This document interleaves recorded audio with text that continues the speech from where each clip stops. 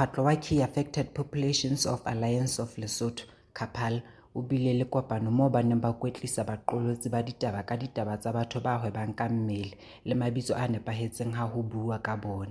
KAPAL ke mokgatlo o sebetsanang le ho lwanela ditokelo tsa batho ba hwebang ka mmele le ho ntlafatsa maphelo a bona ka ho ba fa dithuto ditabeng tsa HIV le ho sheba hore na ba fumana ditshebeletso jwang ditabeng tsa HIV ka ho hokahanya le ditsi tse fanang ka ditshebeletso tsa HIV.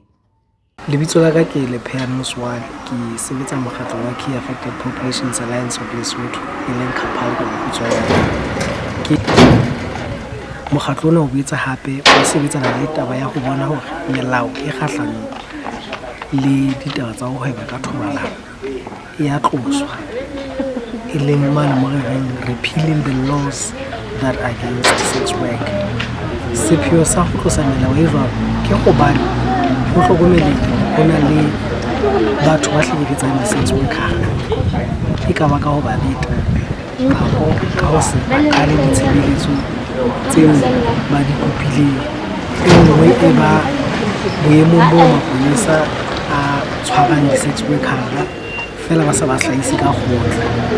Boemong bo bong ke moo ba ba shapang. Ho na le boemong boo di-sex worker di reng ba na le ho betwa e le yona taba eno ya hore ho thwe seo ba di etsang ha se molaong. O ka kgola hona jwale ditaba tse ne re shebane le tsona haholoholo e ne le ho bona hore ba fumana ditshebeletso tsa bophelo bo bolokolohi le ho ba fetisetsa ditshebeletsong tsa bophelo le ho ba ruta ka ditaba tsa HIV.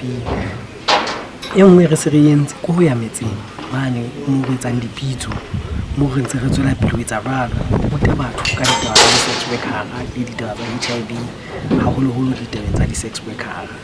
Re bile le dikopano le maponesa, re bile le dikopano le basebeletsi ba ditaba tsa bophelo.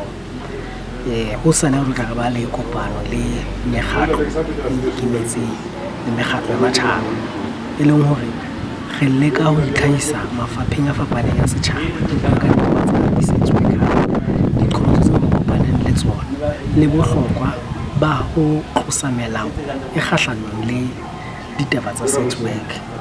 Ke di tsona dintho tse ntseng re di etsa ha jwale, mme qetellong re lebeletse ho bona melao e jwalo e hlakotswe. Jwale re tla qala fatshe re etse hore ho be le melao e tla dumella sex work e molaong.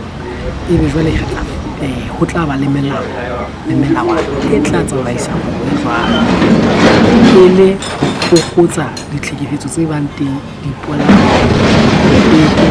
tse bang teng.